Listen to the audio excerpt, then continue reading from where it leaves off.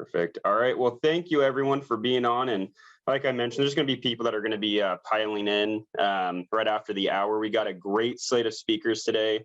I'm going to have an upload on our upcoming short session from some of our local representatives, and thankful to also have Jenny Dressler from Public Affairs Council and Kelsey Wilson from Legislative Advocates, kind of give an upload on specific items that will have an effect on the business community for sure.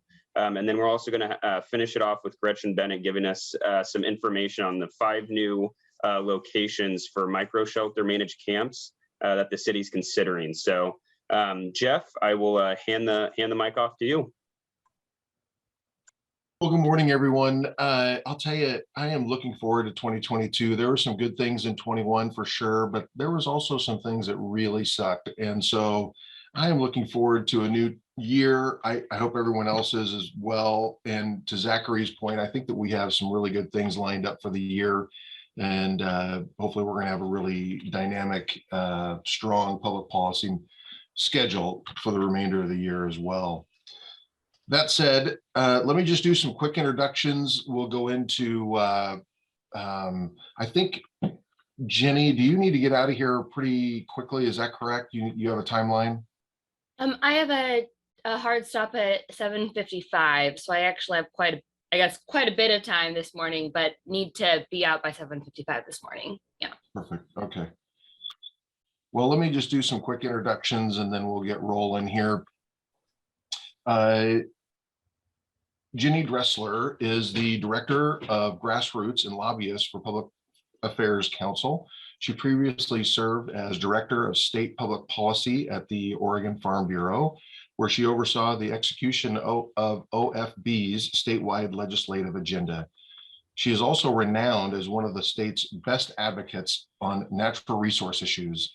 She began her professional career as an aide to the U.S. Senator Roger Wicker in Washington, D.C. She has a bachelor's degree in biology and a master's degree in environmental science with a focus on general business. Welcome. Good morning, Kelsey. I saw you as well.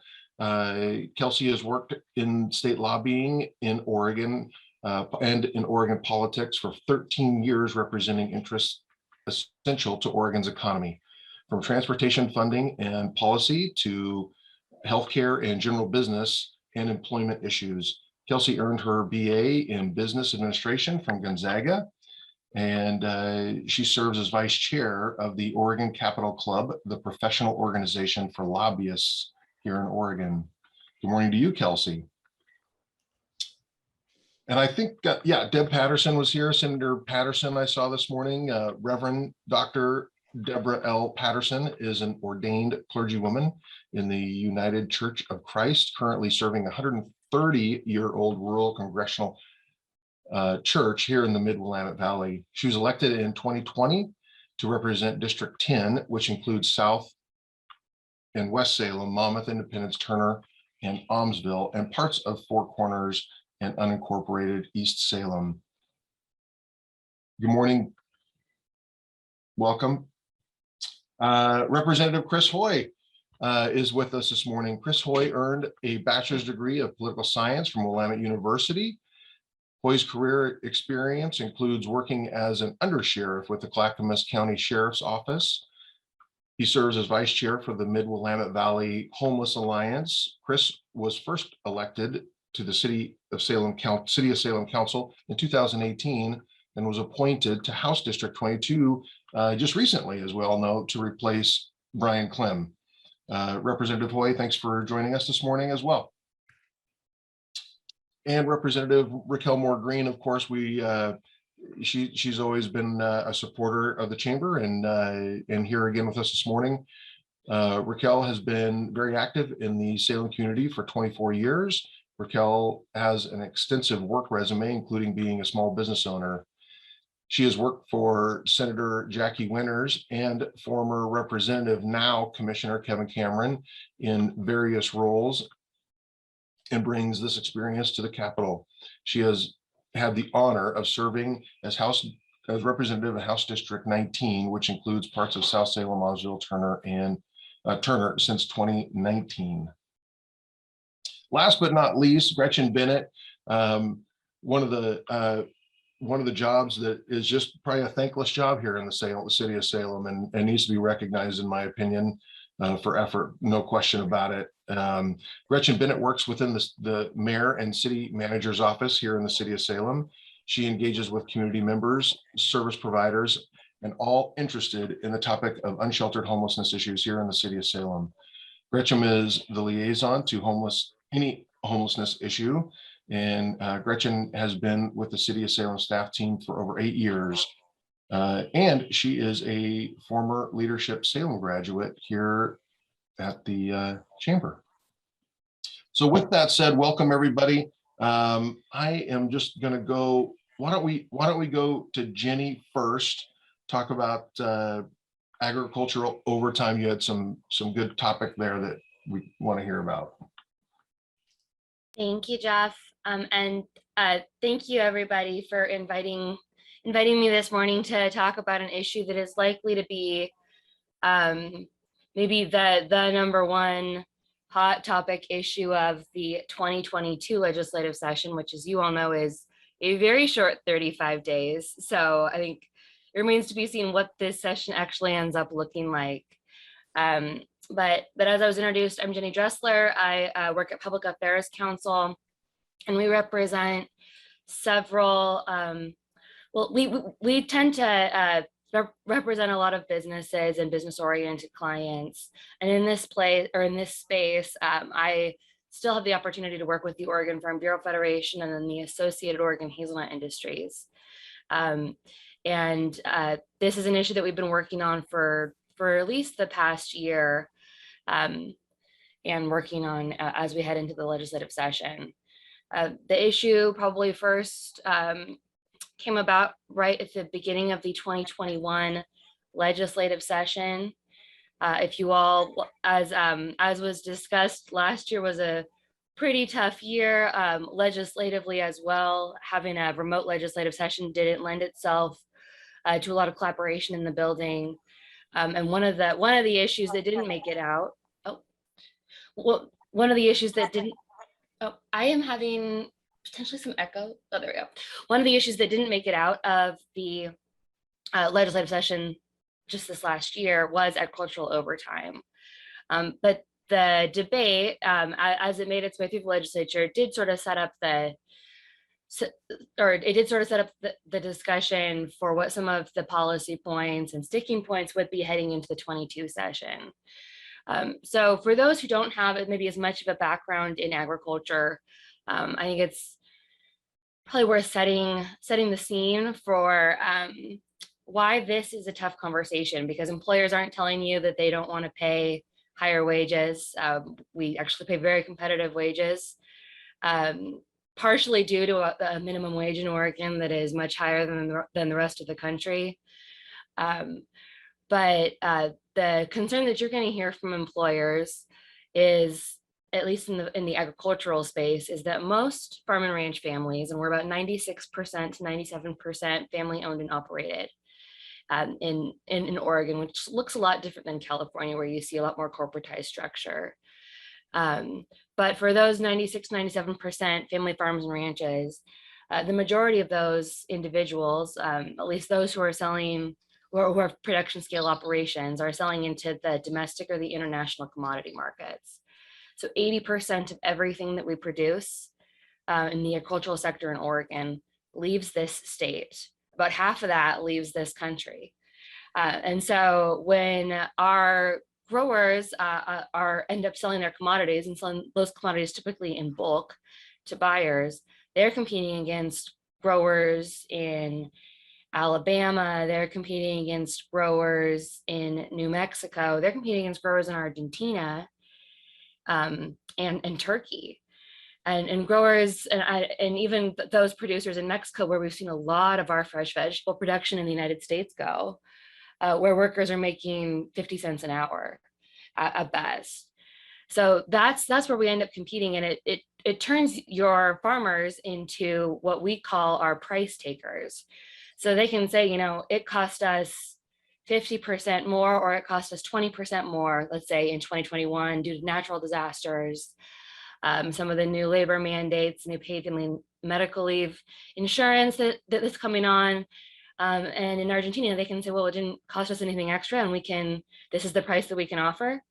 Really similar growing regions, but between Oregon and parts of Argentina, and buyers are going to take the lowest price. They don't look at what your input costs are within the state of Oregon. So that's the situation that a lot of our folks face.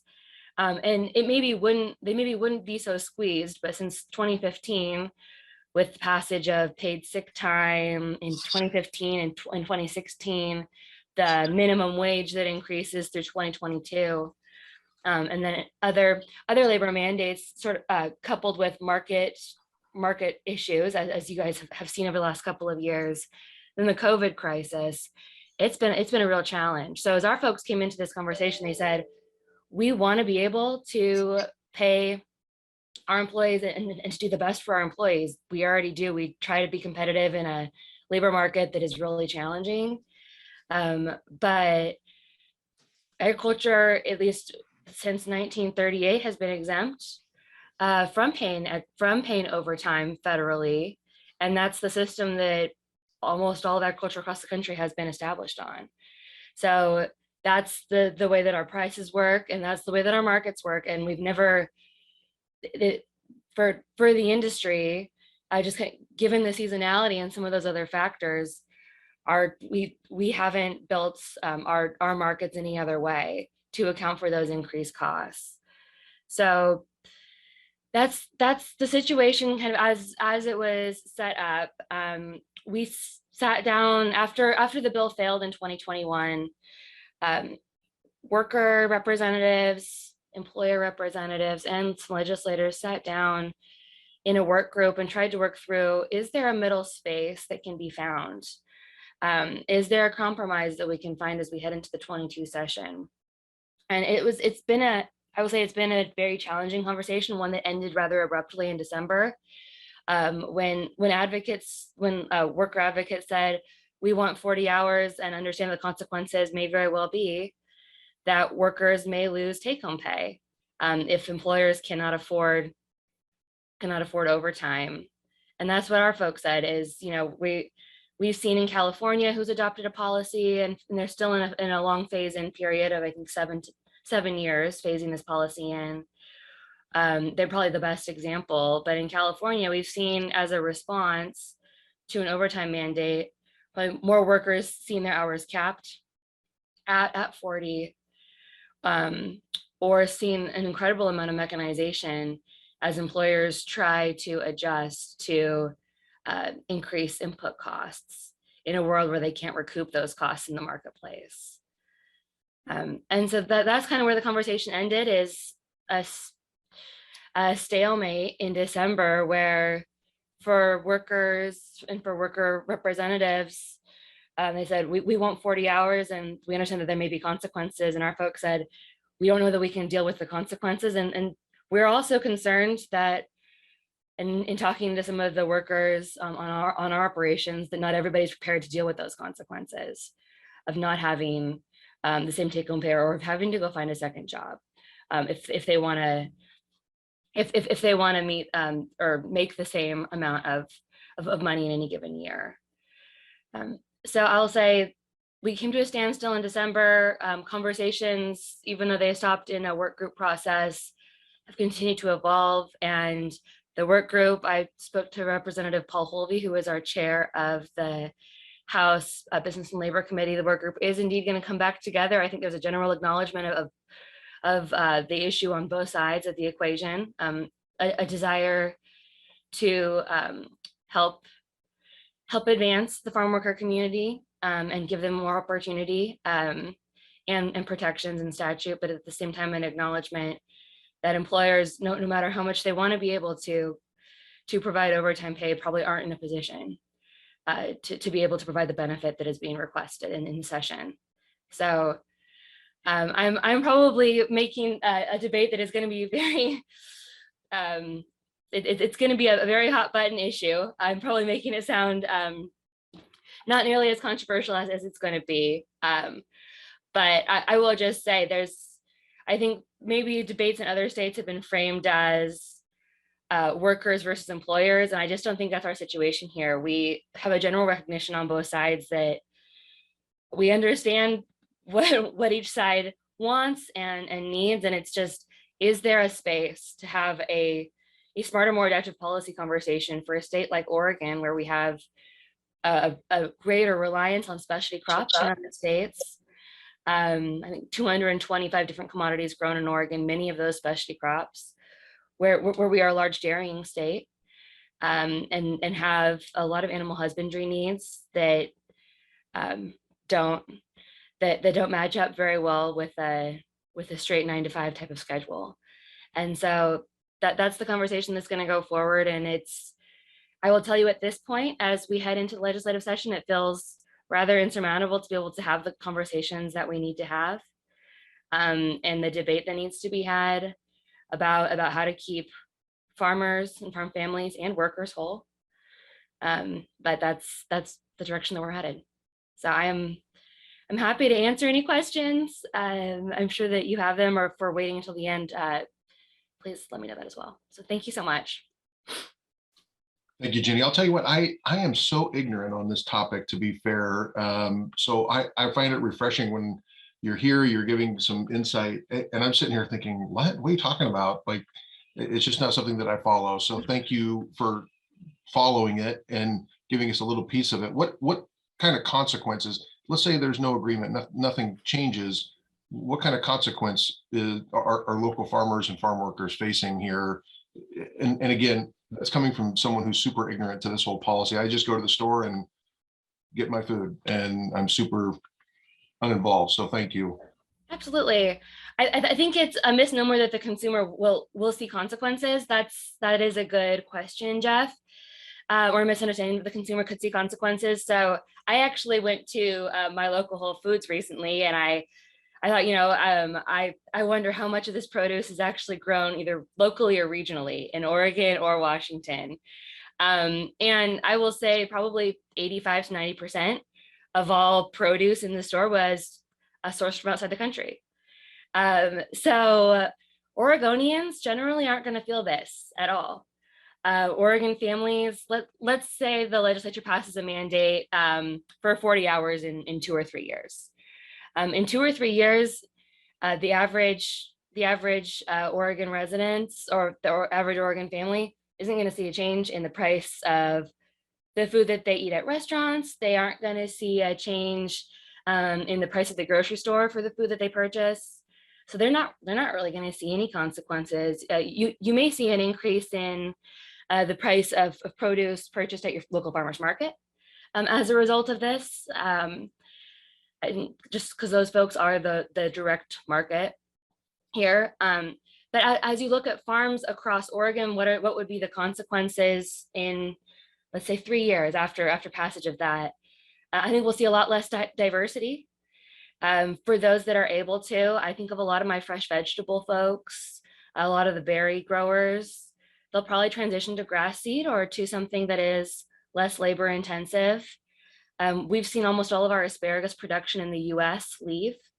As a result, they've just been priced out of the international market. And so I've got one asparagus grower that I know of left, one big one, or bigger one. This last year was almost so challenging just trying to find workers that he had to just open up his fields and take a loss this year, just allow anybody in the community to come and harvest it, because he couldn't get anybody to come and harvest his asparagus this last year. Other pressures, right? Not necessarily due to this, but I would say you'll lose a lot of our fresh vegetable production. We've got quite a bit in Marion, Multnomah, and Clackamas counties, quite a bit of berry production in Washington and Yamhill counties. And so that's probably what's at risk. There are growers who don't have the same ability to mechanize or transition to other crops as some of those, and that'll include your tree fruit growers. Again, it's in Marion County, you've got quite a few of those. They've invested in those trees for 20, 30, 40 years, and they stand to lose the most likely. I mean, not that any of these families don't stand to lose a lot, but those those operations have made those investments. Similarly, livestock production. We've got a lot of sheep growers in Lane and Douglas counties in northeastern Oregon. You have a lambing season that requires people to be on call for 6 weeks. And the sheep industry doesn't seem like a really significant one, but we've got a really neat local and domestic or a national market with a lot of grass-fed products here grown in Oregon. Your dairies are in a very similar spot. And so that's what's at risk on the farm side. On the farm worker side, a lot of these operations, whether it's your dairies or your tree fruit growers, they do try to incentivize and provide benefits to workers that they wouldn't otherwise have, whether it is free or reduced cost housing for their families or for a more migratory workforce. And that's what a lot of the dairies do in order to entice workers to come and work, whether it's healthcare or paid time off when you're not in peak season. Farm workers are working on average in Oregon about 36 weeks a year, which probably is one of the major contributing factors to lower wages, is just the true seasonality. I mean, it's been raining in our region for how many days on end, and there is no work really to be done, at least in the crop space, with rains this heavy. So what workers stand to lose and their families is the kind of ancillary benefits associated and the ones that have been built into a lot of these operations. And I'll say housing, affordable and free housing is one of the biggest ones there. Some are going to gain more time with their families, and that's definitely a benefit that they're going to see. On the flip side, and we've seen this especially with some of the younger workers or younger working families in California, as that they may now need to work for 2 operations instead of 1, do 1/2 of a shift at one operation and go down the road and try to find another employer if they want the same take-home pay. And again, not a result of those in agriculture not wanting to pay overtime, but just that they can't. Little last fact for you all before I move, or before you move on. I'll say for the majority of my operations, and we've talked to a lot of the employers, I mean, they're taking a loss. Just the market's been really challenging. They're probably taking a loss every 3 years, and if they make a profit in the next 2, trying to cover those losses. And so when you're already carrying that much debt, and it's just kind of what the industry looks like, it just really limits the ability to adapt. So Sure. Yeah. Jenny, thank you for your time. And I'll speak for myself. I have no idea, going back to that statement that I made earlier, really ignorant about this. So really enjoyable to hear about that. I'll have to look into it more. So thank you. You're welcome. Thank you. Let's go forward.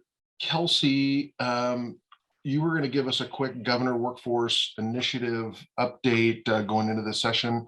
So why don't we have you chime in? Sounds good. Thanks, Jeff. Can just do a quick sound check. Can you all hear me? Yes. Okay, good. Good morning, everybody. So as Zach said at the introduction, I'm Kelsey Wilson. I'm a partner at Legislative Advocates, which is a Salem-based government affairs firm. We have between 15 and 20 different clients. We do work in the healthcare space, in energy, general business, cable and telecommunications, and others. I'll need to have Zach update my bio because I've actually been in the building now for 18 years at this point. So it feels like there's no turning back at this point. And I'm happy to report that I am now the past president of the Capitol Club and no longer the current president of the Capitol Club. So that was a long 2 years to hold that seat. So before I get into the Future Ready Oregon 2022, the governor's workforce initiative, I just want to maybe set the stage just a little bit for the 2022 session. And I know we're going to hear from Senator Patterson and Representatives Repelmore Green and Chris Hoy, who hopefully will have some insight for us as well.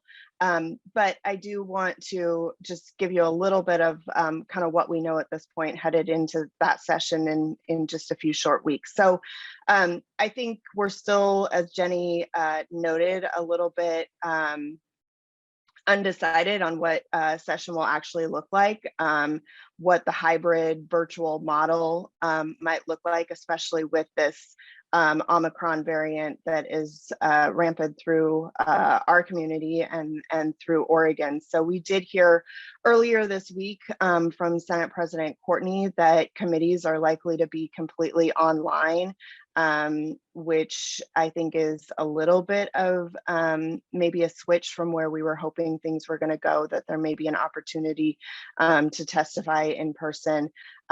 Still unclear what that looks like. And then complicating the virtual hybrid model is the Capitol is still under significant construction. And so the ability for legislators to be in their offices may be difficult. For committee rooms are under construction. So where are all those committees simultaneously going to occur? And then you know, crowded spaces just in the halls are probably something that a lot of people aren't comfortable with at this point. So there's only a few weeks to figure it out. We do have legislative days, interim legislative days coming up next week, which we may get more information about that. But as Jenny mentioned, the 2021 session where we were, as the lobby, were all virtual, was extremely challenging. But I'm not sure that a hybrid model would be any easier. So that's still to be determined. Session does begin on February 1st. It's 35 days. That's a really, really quick timeline. Committees only meet twice, and Senator Patterson will probably reference this as chair of the Healthcare Committee, but committees only get 2 meetings before they have to schedule bills to be posted or for a work session in their first chamber. And then just 4 times before they have the opportunity to move those bills out of the chamber and get them to the floor and then to the other chamber or to a joint committee like Ways and Means to get them through the process. So it's extremely fast-paced. Legislators each get 2 bills, committees get 3, so there is a limited scope of the bills that members and the legislature will deal with, but it's still it's still a lot to deal with in 35 days. On top of just the process and timeline challenges, we so far, by my count, have 8 new members since the 2021 legislative session. So there's been retirements and resignations. There was an expulsion. So there's a lot of new members that have never been through a legislative session. Potentially they've been through a special session, but these special sessions that we've had over the last several months are different from a normal the normal cadence of a regular session. So that's going to create some challenges as well. And then by my count, nearly a third of the members haven't even served in a, what I would consider a normal session. So pre-COVID, walkout sessions where we just kind of do the work and everybody's in the building and we know the cadence. And so there's a lot of, getting members up to speed and learning how we work together with the lobby and the legislators and the leadership and all of that. So that's going to create some challenges on top of the short timeline. Then we have on top of that, in 2022, at least 20 legislators have announced that they won't be back in their current seats. So they're running for other offices or they're retiring, which is going to create some other dynamics. as I think everybody knows, we've got the Speaker of the House who's running for governor. We've got just new leadership in the House Minority Office. So there's a lot of those challenges that are going to just create one more wrinkle in the process. I'm sure there will be another session down the road that we'll talk about kind of what the campaign cycle and the 2023 session looks like. But just a preview of that, we're also in 2023 going to have brand new leadership in the governor's office, the speaker's office, and now with Senator President Courtney officially announcing his retirement yesterday, the Senate President's office. So all new leadership that hasn't been through the process of a legislative session is going to make 2023 just as interesting, I think, in my opinion. So you did hear from Jenny about the egg overtime, which I agree is going to be one of the major issues of the 2022 session. Zach asked me to kind of highlight one of the other issues that I think is going to be a key topic for the upcoming session, and that's the workforce issue. And the governor does have a $200 million workforce package called Future Ready Oregon. There's also lots of conversations just independent of the governor's package, and I'm sure Senator Patterson knows, in healthcare workforce issues. There's nursing shortages are a priority, and those are going to kind of, I think, complement some of the patchwork of other system stabilization members that I think will really kind of be the focus of the legislative session in this quick short session. So as for the governor's workforce package, as I said, it's called the Future Ready Oregon, and it proposes $200 million in investments in Oregon's workforce system. So it's on the premise that Oregon entered the decade with a need of 300,000 additional post-secondary credentials to prepare adult workers for a future of increasingly complex work.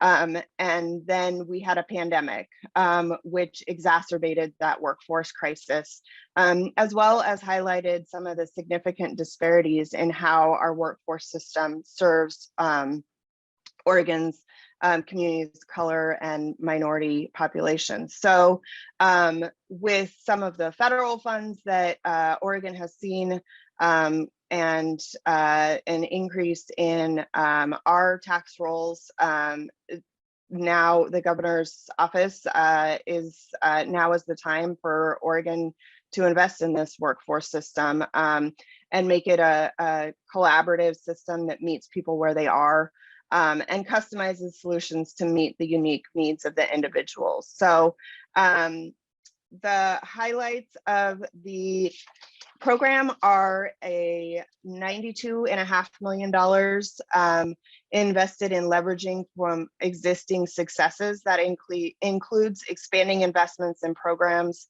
that are successfully providing career-connected learning opportunities for historically underserved communities, including workforce boards. That's $35 million for that. Community college pathway program, $17 million for that. Registered apprenticeship and pre-apprenticeship program, $20 million. And the credit for prior learning at $10 million. And one that I'm excited about is the youth workforce readiness and re-engagement initiatives for $10.5 million. There's slated $95 million for competitive workforce readiness grants in there that will provide individuals and organizations service provider resources and supports to remove some barriers and increase access to the workforce system. There is $10 million included to benefit for a benefits navigator pilot program that will provide local workforce boards with the opportunity to apply for benefits navigators and be located at kind of a one-stop workforce center or a community-based organization. There's an industry consortia pilot of $1 million. And this will invest in key industry sectors. The governor has identified construction, healthcare, and manufacturing as the key industries for many of these investments. And this consortia will be co-led by a representative from the business community and then a relevant community-based organization to make recommendations to policymakers.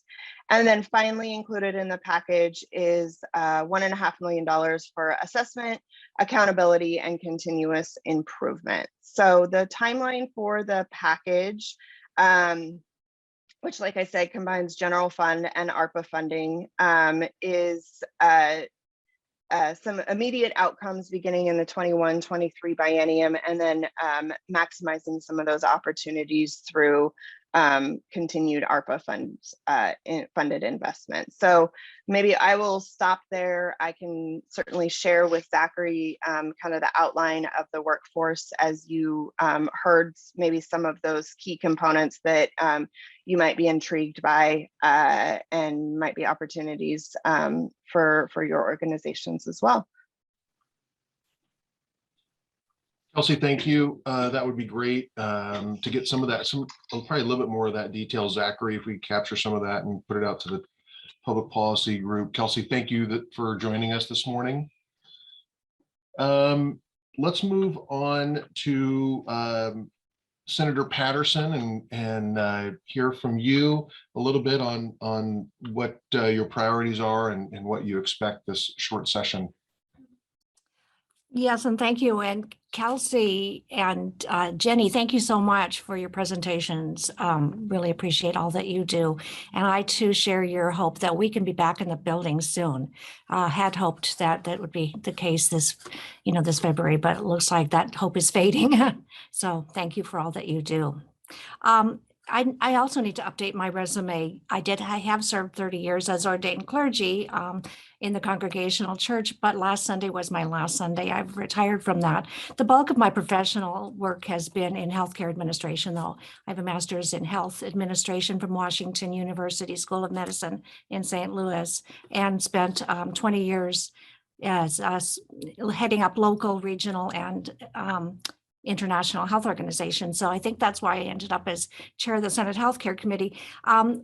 It's going to be a huge loss to lose Senator Courtney next year for Salem, because he represents Salem so well in the building and helps keep Salem in everybody's minds and everything that gets done there.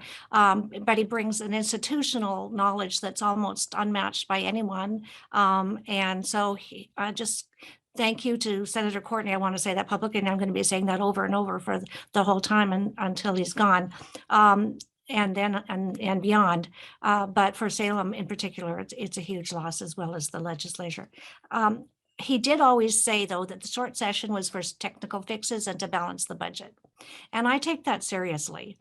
So I would like to just kind of go over the things that are happening in the healthcare arena that relate to business. Just a quick overview of the 3 bills that the committee has. Kelsey has mentioned each senator gets 2 bills. Each senator and representative gets 2 bills, each committee 3 bills. We're bringing back Senator Byer's bill to look at coverage for in vitro fertilization. Workforce is an issue. We knew the baby boomers were going to retire someday. The pandemic pushed that ahead. We're going to need to either grow more people in this state, or we're going to need to bring more people into the state. We don't have any other choices to grow the workforce. So, this would encourage families to consider growing their families. So I'm excited about the possibility that we might be able to pass that. Looked at the numbers, it would add somewhere between, we're still doing what we met with the actuaries again yesterday. The fiscal would add about 70 cents per member per month, according to the national figures. I'm thinking it may be a bit more than that, but we know it's no more than $1.50. That's the way outer limit per member per month. So hopefully that will be something we could move forward. Senator Knopp, who was vice chair of the health committee, but as you know, has moved to become the Senate minority leader, has a bill that we are bringing back. I think it's a bill much needed here in Oregon to develop a brain injury trust. And it's a fancy name for just a navigator in the Department of Human Services who would help people who have suffered a traumatic brain injury, veterans, people in car accidents, motorcycle accidents, cycling accidents, to access the resources that are already available, not to create new resources, but just to help someone whose brain isn't working very well to find out what resources are available. I'm excited about that. So then some technical fixes. As you remember, Representative Post had a bill that legalizes pseudoephedrine. It took effect at the beginning of this year. I mean, it was already legal, but you can just buy it over the counter again now.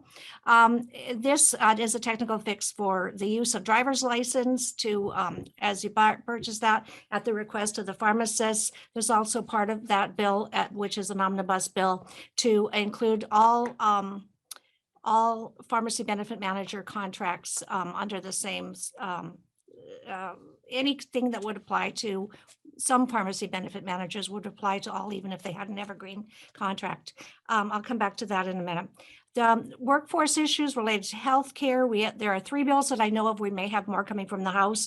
One is Representative Scouten's bill, which would allow internships to be a path towards growing healthcare professionals. And it's specifically for this first time out would be learning, instead of having to go to college to learn how to become a surgical intern, you would work in a surgical center and work with experienced surgical interns and doctors and nurses there. And they would train you just like other internships in the skill of being a surgical intern. So it'd be interesting to see how that moves forward. Representative Prusak has a bill around nurses. Kelsey alluded to that workforce bill, which would allow nursing students to be paid for their last year of work to work in the hospitals, as well as a couple of other stipulations. And also she has a bill that that would mandate 3 primary care visits. I don't know what the fiscal is on that. We're waiting to hear back on that. Then related to the issues related to business and healthcare, as you know, I spoke about this earlier, and so I'll just be brief, is that the cost of pharmaceuticals continues to rise. And this is one area where we really need to take a good hard look. However, as I said, I truly believe the short session needs to be for smaller fixes. So this next year, in my opinion, needs to be spent on oversight and of the programs that are already in place. So for our informational session during the legislative days next week, it'll be next Tuesday at 2:30. You're all welcome to join us. We will have a presentation by DCBS, Department of Consumer and Business Services, on the drug transparency program. They presented in December. This will be a truncated version of that to talk about what they are seeing in drug pricing here in Oregon and how this relates to the future of what our costs will be in our state. I'd encourage you to visit that. And then for my own personal bills, I'm working on a workforce bill as well related to long-term care. It's an issue of great importance for me because I see the middle class having their assets spent down when someone needs long-term care. And I just worry that it's a huge expense for our middle class in particular.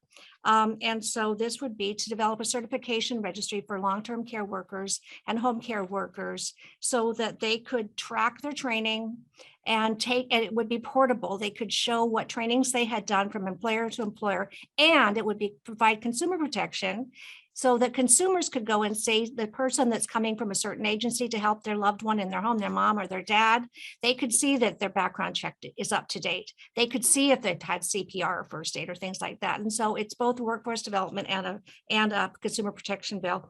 And then the last one is, again, housing. I was over the other day meeting with Russ Monk and Councillor Nordyke and Commissioner Cameron, looking at more of the small little tiny homes for housing people temporarily who have been homeless. And we just have to deal with the homeless issue. But the one most important thing is keeping people in their homes right now.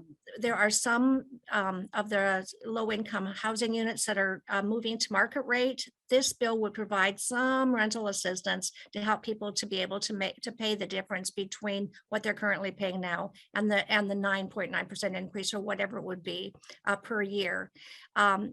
it would both make the landlord whole and the tenant whole, and there's no delay on it. It would just happen right away. So that's my second bill. And that's all I have to share this morning, but I'm really glad to be with you today. So thank you. And it's nice to see so many familiar faces. Tom, I'll see you later this afternoon. Thanks. Thank you, Senator. Always a pleasure to have you with us, certainly, and hear your perspective. And it sounds like, Zach, there's a couple different bios that we need to update moving forward. So thank you for the update there. Representative Moore Green, are you still with us? I'm sure that you are, but I would like to go to you next and hear your plans and your priorities moving forward. Thank you. Well, good morning, Jeff, and thank you for inviting this Salem delegation to speak with the chamber this morning. It's always an honor to share and to listen, to hear the concerns that our business owners have. And I want to thank Jenny and Kelsey and Senator Patterson for the information they shared. I think there's one of the things that we have missed desperately in this pandemic is the opportunity to communicate more freely or more openly, I guess, in a more fluid sort of situation where the ideas and the concerns can be shared in a pre-pandemic manner. So I appreciate all of the information. I think I would like to start touching on one of the committees that I serve on in the House is the Environment and Natural Resources. And one of the bills that we're going to be having come through there, which I tend to also think that will be a high priority. It's certainly a high priority of the governor's, and that's the Forest Accord. And this is something that, if you recall, there was some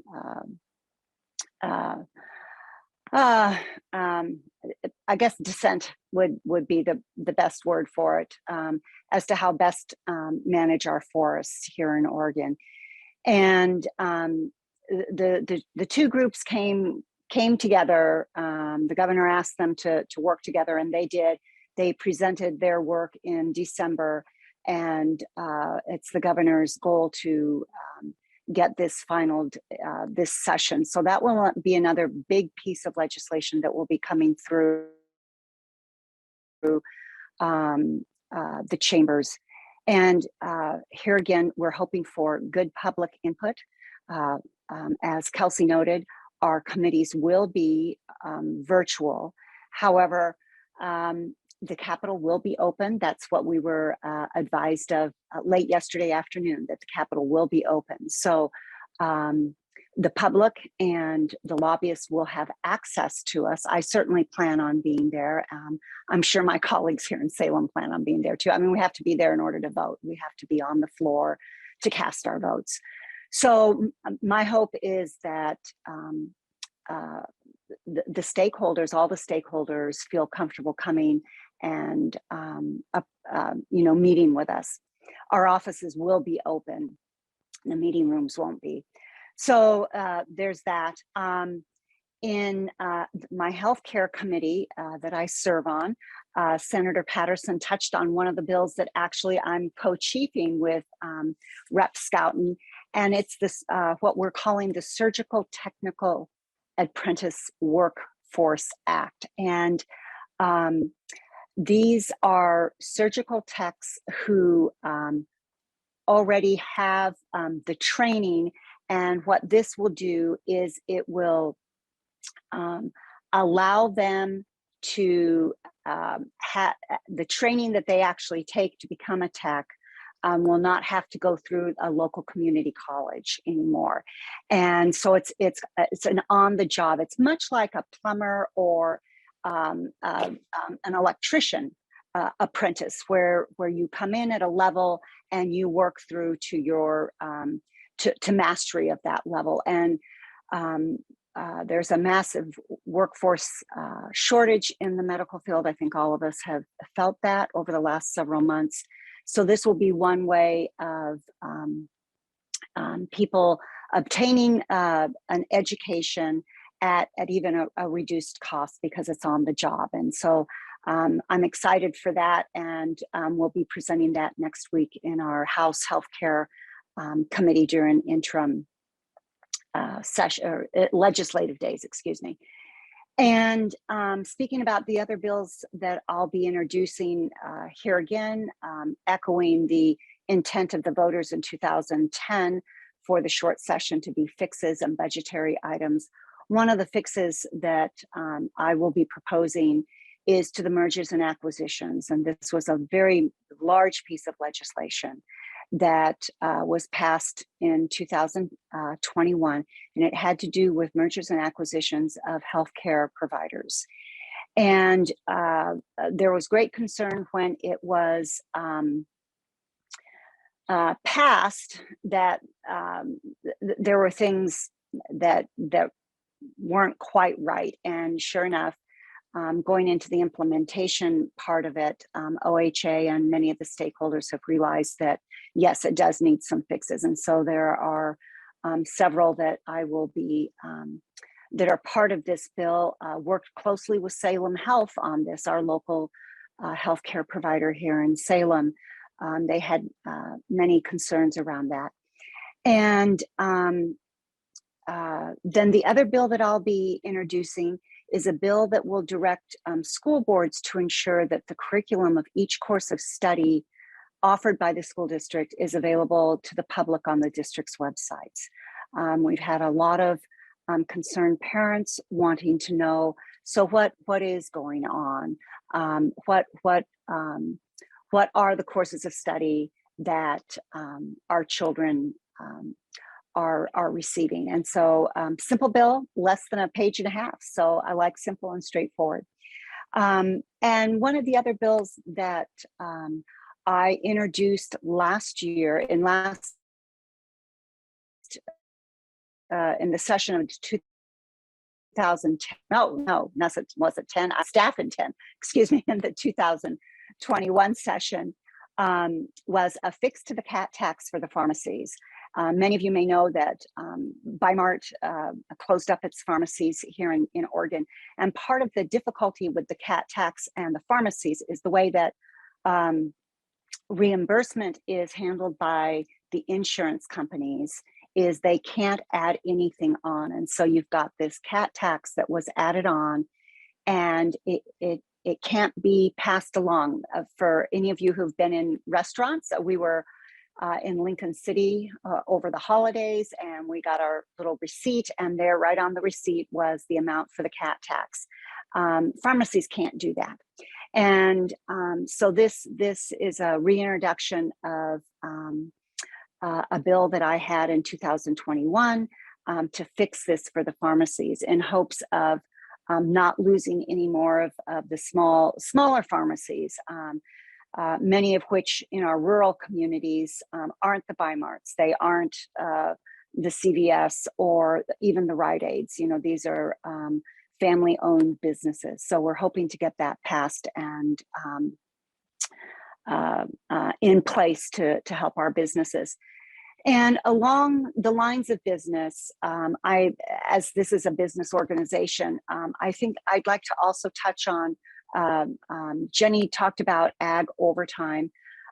There's a franchise agreement bill that we will see reintroduced, and this was Rep. Bynum's bill from 2021, so that will be coming back. We have a workers' comp overpayment legislation, unclear as to what that is about. I've inquired, but haven't had an opportunity to hear back yet. We have the federal tax reconnect that is being brought back.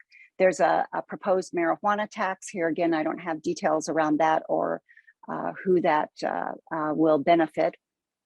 And then there's the workers classification bill that Representative Holvey had in 2021 that will also be brought back. So it looks like we have some pieces of legislation that will be affecting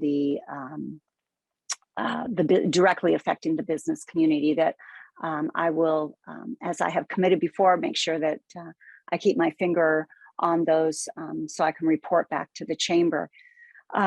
Moving along to the accountability issues that we have within our different agencies. One of the pieces of legislation that passed this past session was Senate Bill 755, which is the statutory implementation of Measure 110 and how that is playing out. And the most recent reports on that we've received back from DOJ on compliance have been very low, and it's disappointing. And just a quick footnote on what that is.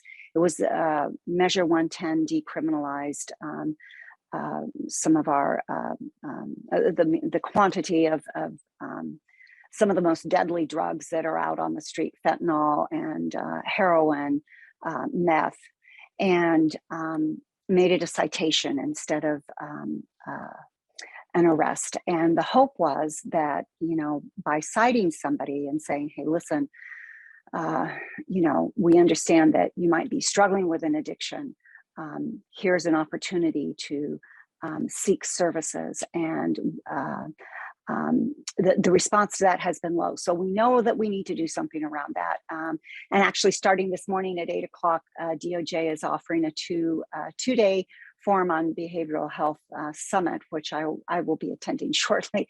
But important oversight, I think, as Senator Patterson noted, that it's our responsibility as legislators.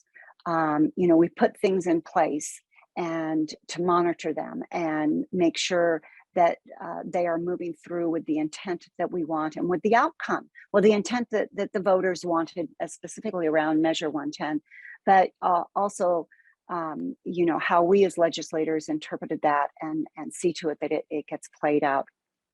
And let's see, what do I want to wrap up with here?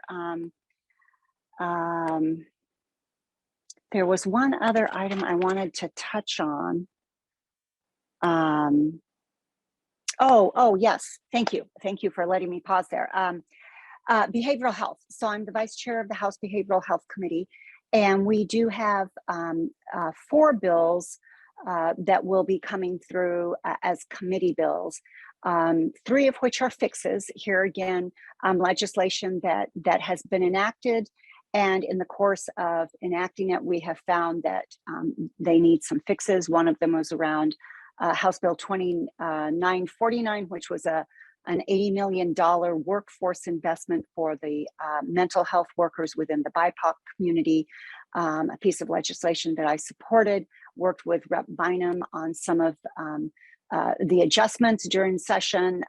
We thought we got it right, but we need to come back and get some other items fixed, and that will be ready to go. And a couple of other bills around fixes. One will be a behavioral health workforce that Rep. Nose is introducing, and that's around helping. One of the things that we have found is that the wages that professionals receive after very large investments in their academic education and what they get paid in the market once they're out. There's a great disparity there, and trying to address that disparity with some of the limitations that we have with reimbursement with insurance, but specifically around Medicare. So a lot happening in that arena. And one of my colleagues, Rep. Wright, is introducing a bill that will hope to help some of the issues that we have around the state hospital. For those of you who have watched what goes on here locally, as you know, our state hospital has been under duress for many years now, but it has become very acute during COVID. And we actually have an outside organization that has come in to give them some help on management and moving forward. And so Rep. Wright has a bill that will hopefully help with that. So there's a lot going on. It's a very packed 35 days. And I encourage each and every one of you to keep us on your speed dial and make sure that you hold us accountable for the decisions that we make on your behalf as representing Salem, the Salem area. So I think I'll wrap up with that. Again, an honor to serve, and thank you for the opportunity.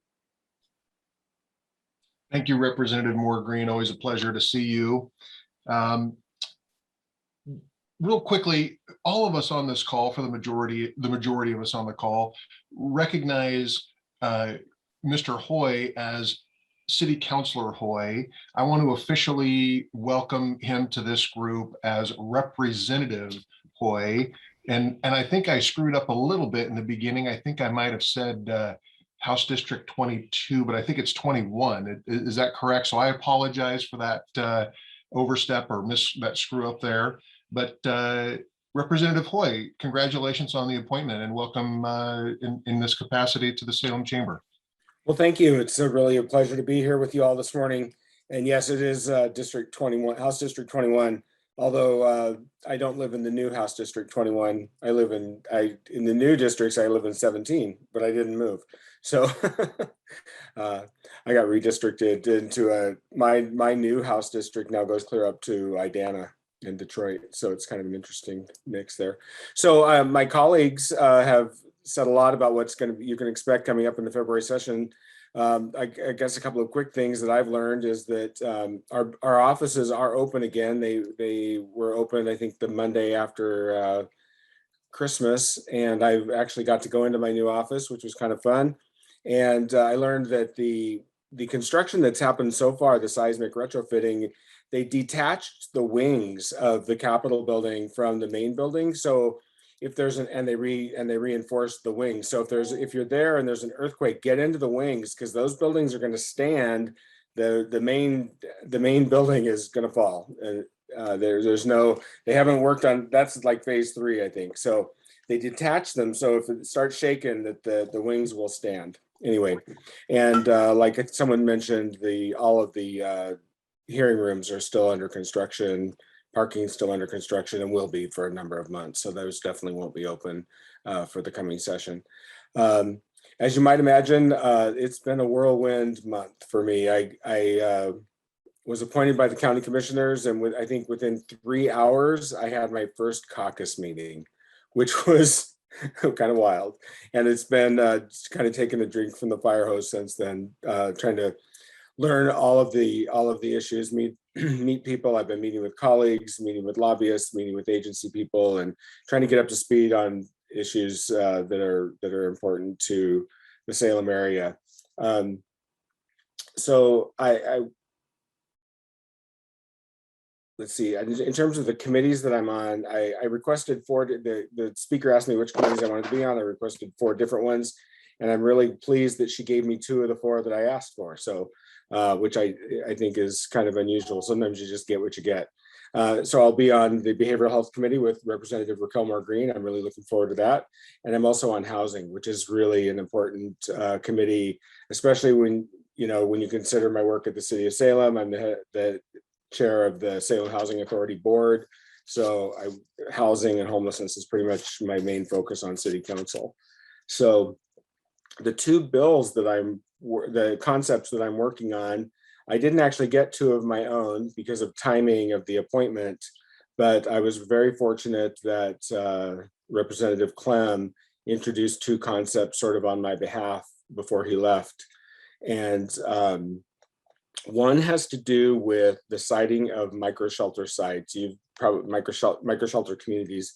You've seen that we've tried, we're having some difficulty citing some of these, and I think Gretchen's going to be speaking here in a few minutes about this, but we have identified quite a bit of potential state land that's being underutilized within the city that we might be able to better utilize temporarily to site some micro-shelter communities.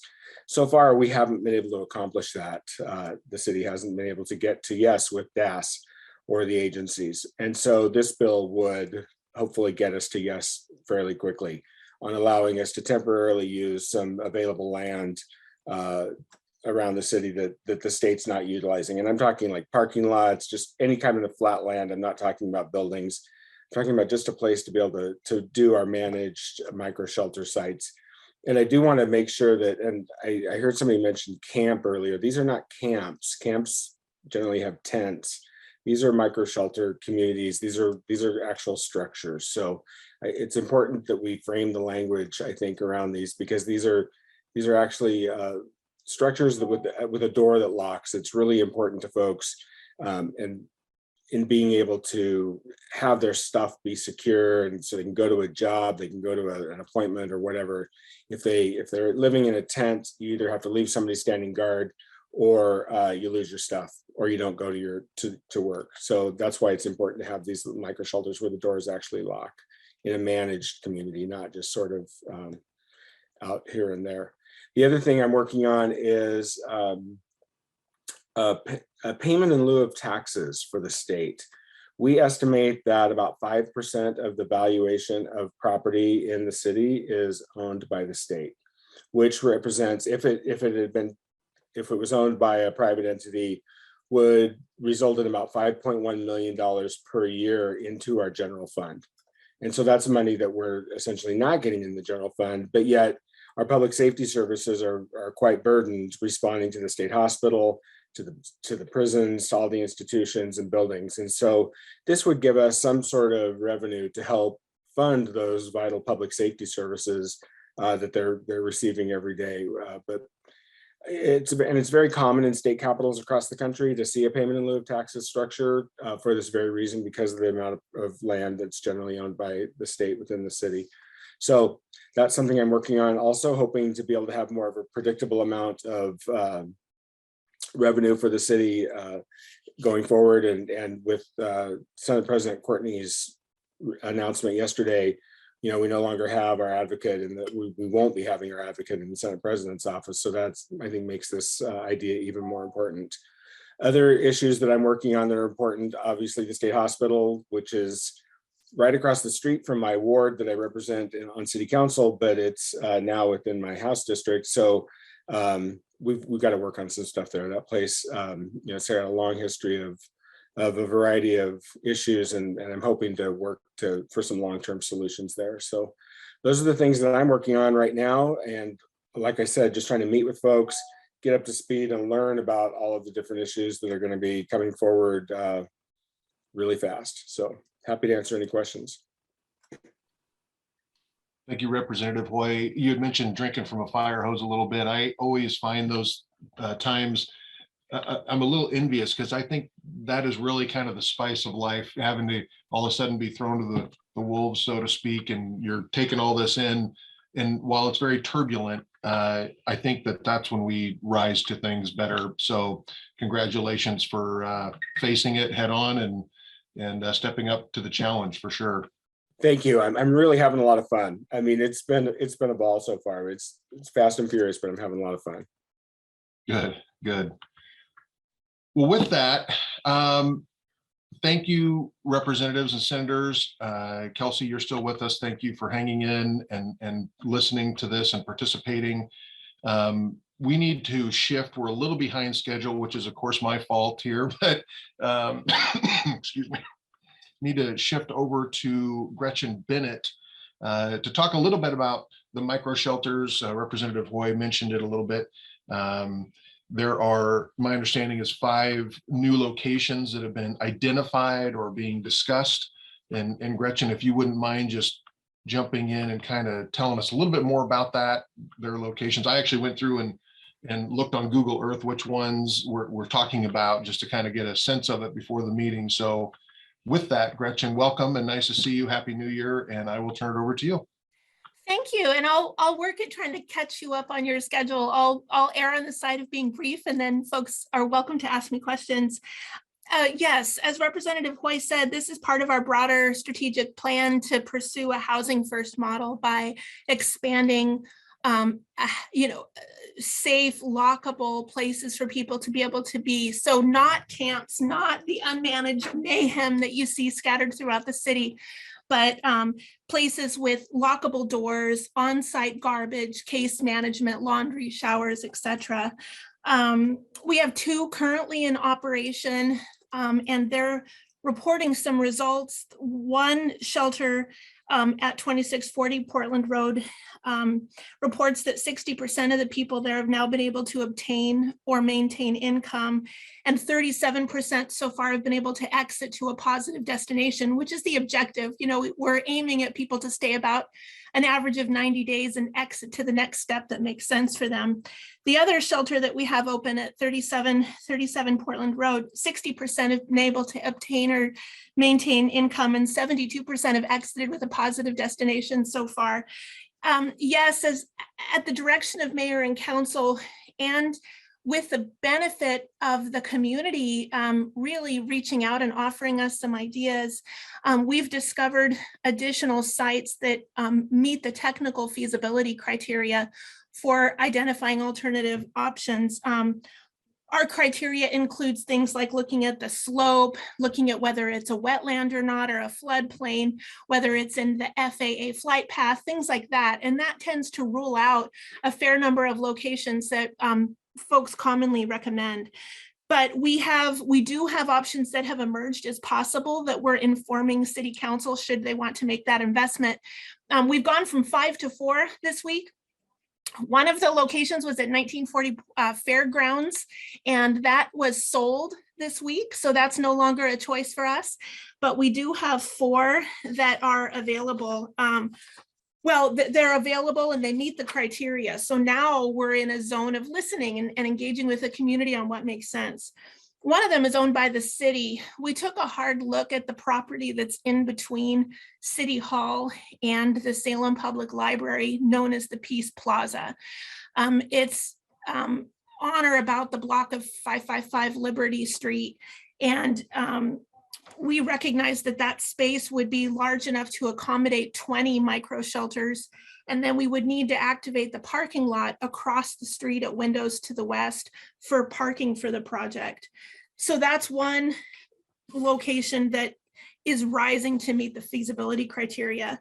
There's also a property that's owned by the nonprofit that manages these programs at 2410 Turner Road Southeast. They own the property there and are proposing to convert their property to become a micro shelter location. There would need to be some adjustments to the proposed land use rules in order to make that possible. And then the last 2 that we have available is both are privately owned, and one of them is at 1280 Center Street. For those of you who are longtime Salemites, you'll know that is the open lot across the street from Safeway on Center. It is on the south side of Center Street, and that property, the new property owner there is interested in entering into a lease with our nonprofit provider to make that parcel available. And then the last one is a property that's at the northwest corner of Front Street and Hood Street.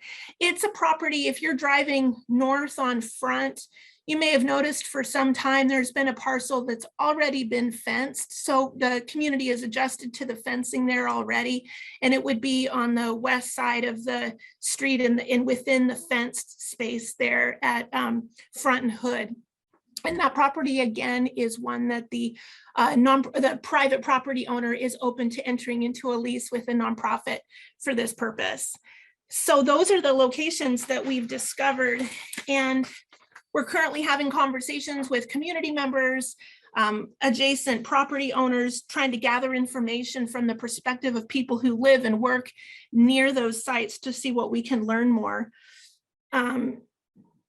I'll make one final comment before seeing what questions folks has, just that this is part of our broader strategy to try to meet the needs of those that are out there. They've got hundreds of people on the wait list for these now, including we can easily fill one of these just with women who are over the age of 55. It's common in Salem for there not to be any beds available for women. We with the blessing of the Union Gospel Mission expansion, there's usually a spot open for a man at night, but not for a woman. And many people also ask, why aren't you enforcing the public spaces that you have, you know, the parks and the sidewalks? Part of meeting our obligations with our legal landscape to be able to do effective enforcement includes having a reasonable alternative for people to be able to access. And we don't have it right now with women in Salem in particular. So the investments that the city has been making, such as we just invested in the Safe Sleep United Women's Shelter for their expansion, the Arches Inn Hotel project, which the state also made a heavy investment in, and others are aimed at not only meeting the need for women and others in Salem who are seeking shelter, but also to help us be more effective with enforcing the livability that I think we all seek. Everyone would agree that the mess right now at Marion Square Park is unacceptable, and we need the tools and the legal capability to be able to be completely effective, and alternative shelter options give us that opportunity. So with that, I'll see what questions folks have or what comments people may want to make. Thank you, Gretchen. I just have a couple quick questions. At one time, I know that you and I had spoke. We've been at the chamber a couple of times for some meetings about, you had mentioned the women's micro shelter that was looking to West Salem, I think is where this kind of all started when I got, excuse me, engaged. And so these 4 potential sites that are being worked on now, they are not specific to a woman's specific micro shelter. Is that what I'm hearing? Forgive me, I don't mean to convey that. No, I do believe that we would be prioritizing women and older women. We can easily, if council decides to invest in one of these locations, we can easily prioritize women over age 55. And that's what we're aiming to do with the next investment. Gotcha. Okay, good. Because that was where I was thinking, boy, I know that there was a big push for that. It seems like we would want to continue. That's correct. Yes. On that path. So that said, does that mean that I know that there was an article out there at one time that was budgeted, it was something like $96,000 a month to kind of run this. Is that kind of still the same numbers and that we're looking at? Yeah, it depends on the site. At the moment, I probably haven't had enough coffee. I can't think of how many people a $96,000 a month budget serves. Generally speaking, these services cost about $1,600 per person per month. And people immediately, when they hear that, often say, well, for Pete's sake, why don't you just have them be in an apartment? And trust me, we would. If a person can successfully independently live in an apartment, that's exactly where people would go. These are focused on part of the population that will need some extra support, need the stabilization of case management to be able to succeed in an apartment. So we believe if they went straight into an apartment, there would be a quick eviction. So this is a level of service that overlays not just the housing, but the services. So the sites vary. Both the Peace Plaza and the Turner Road site, we estimate can serve 20 micro shelters for a total of 40 guests, because you bunk up 2 people to a shelter. The locations at Front and Center can each accommodate 40 micro shelters, so you can welcome 80 guests at those locations. So it just depends on the kind of investment our region is interested in making, but we do now have locations. Gotcha. And I'm not trying to monopolize this, so if anyone has a question, feel free to raise your hand or put it in the chat as we move forward for the next few minutes. But not seeing that at this point, I guess I'll just ask another question. When it comes to the 2 private property owners, Front Street, Center Street, obviously there's a rent negotiation. Being full disclosure, commercial real estate guy, I always look at the numbers. How does that impact positively, negatively the value of a property? And that all is predicated on income of the property. And so I'm wondering if on both of those, there's a rent component as opposed to the Turner Road property and the one there at the city. Does the city then pay rent for that space that's between the library and city offices? Or I mean, I'm not sure how that works. So I'm just trying to explore that a little bit. You're right, Jeff. To me, that's one of the factors that when you start evaluating the sites and comparing and contrasting them, the city-owned property at Peace Plaza, we own outright. So there's not a cost for the land. The Turner Road site, I'm not aware that there would be a cost to lease, but I think it's possible that the nonprofit may request that when they negotiate a grant agreement with their funders. We'll have to see. The 2 private property ones, yes, they're contemplating lease costs in the amount ranging between $4,000 and $5,000 per month that becomes an overall cost of the project. Gotcha. Yeah, And so pros and cons. for sure, for sure.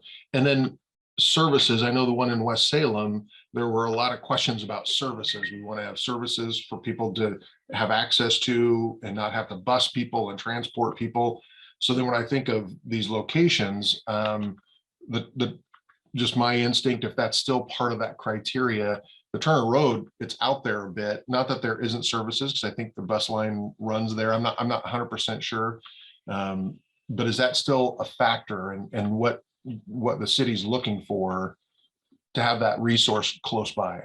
It is, thank you. Not only are all within good proximity to a bus line, but also the model includes bringing services to the location. So there's space for people to come to serve the guests at the location. You've got Northwest Human Services, the County Mental Health, other organizations that need to be able, case management from Salem Housing Authority, if somebody's, accessing housing programs, that work can happen at the site to try to reduce the traffic and the comings and goings and all of the stuff that falls through the cracks when people are running around navigating stuff. So we try to stabilize and bring as much as possible to the actual location. Gotcha. And again, I apologize to everyone on the call. I feel like I'm kind of taking over this conversation, which is not my intention, but couple quick questions still, Gretchen. Is there a need? In other words, if the city could say, we're getting all four, is there a need for all four, or is there really a need for one? And let me back that up for a second. Women specific. I think that my intention is still thinking, well, when we started this whole conversation, it was women specific. We need to have a safe space. If you had to pick one, would you rather have a big one that housed 80 and would that be filled? Or would it rather be a couple smaller ones, being Center Street, Turner, whatever? And how does that look? Thank you. I am the operator. I've not discovered a preference. I mean, both work between 20 and 40. We wouldn't grow past 40, but both of the current sites right now are serving around 80 guests, and that works. We have experience with that. The thing is, it's clear to me we'd fill all of them. I think it's going to come down to how much financial investment the region's able to make, because we think there's over 1,000 people living outside right now in the region. We estimate about 50% is female. I have no doubt we'd fill these. The waiting lists are high. You can see the people all over Salem. Dairy Queen has had a growth on Lancaster Drive. There's all kinds of scattered sites that help illustrate the number of people that would go in. I believe that we'd fill them. It becomes a question of how much can we financially sustain and afford now that we have sites. Before we couldn't find locations, and now we're finding some locations, so that'll become the next question. We'll fill them, no doubt. And predominantly with women is still the yeah thought? Yeah, I don't have 100% confidence in the data. I'm grateful to the partners at the Alliance that are working hard to zero in on the data. We do have a good system for having a coordinated entry data system where people answer questions and then it goes into an assessment. We have some data, but generally speaking, we think about half the people that are outside are female. So if you think about that, that's over 500 people, just female alone, that are outdoors. And we do believe that a fair number of those will come in and access the services if the opportunity is there. That's not always true for everybody. We haven't figured out the right recipe to compel people to go in all cases. Obviously, I was appreciative of the discussions around Measure 110 and behavioral health, because we have significant problems with folks not taking the steps to go inside and the inability to compel people to go inside. So I'm sure cheerleading everybody who's working on those issues. But we're confident that we'd fill them. Yeah. Well, I agree with the decriminalization issues and all those things. But last question for me, and then we'll probably just get wrapped up here, is there any data that shows, going back to Representative Hoy had mentioned, people need to leave and they need to be able a safe place to lock their belongings so that they can go to work. Is there any data that shows in these micro shelters how many people are actually utilizing that to go to work, as opposed to just walking down the street and hanging out in the park or whatever the case is? And I'm not trying to sound callous. I'm just wondering if there's some data that shows this is a good step, that there's an exit strategy from homelessness to being part of the community. I think that would be a really good thing for the chamber to see, just to understand that portion of it. I think there's a real detachment from, well, you're homeless, you're, there's a drug issue and that's it, versus people that are truly struggling to get back into the workforce and back into society. So it'd be good to have some of that data. Well, I agree, Jeff. And I know I personally don't find your question callous. That's goal, and so I don't see an issue with that at all.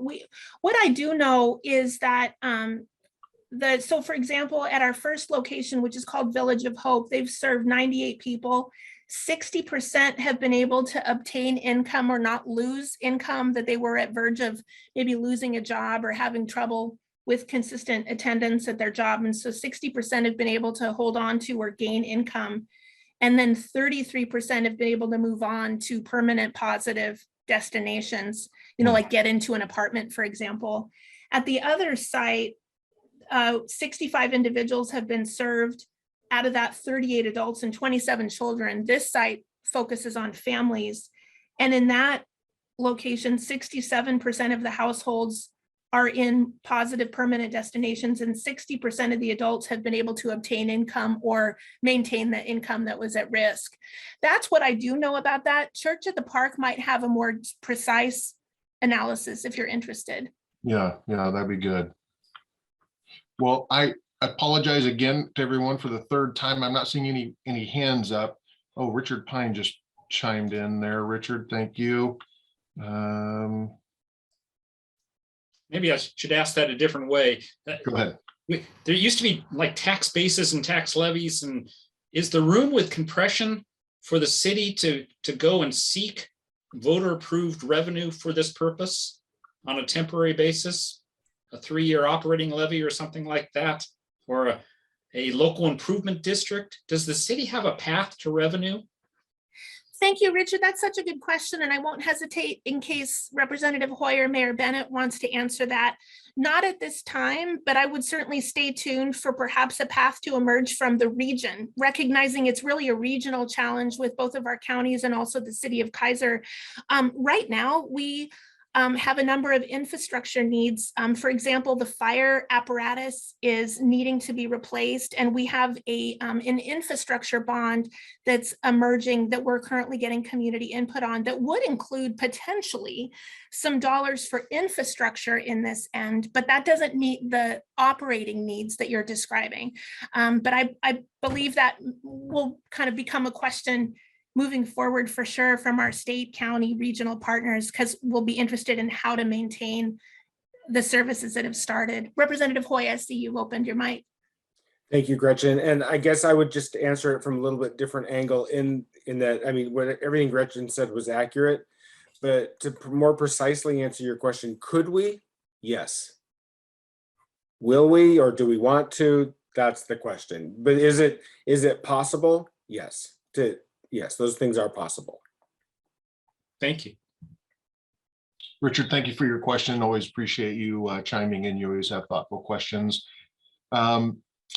With that, we have about 1 minute left. And before we get off, I just want to be able to turn it back over to either Tom or Zachary. If there's any updates.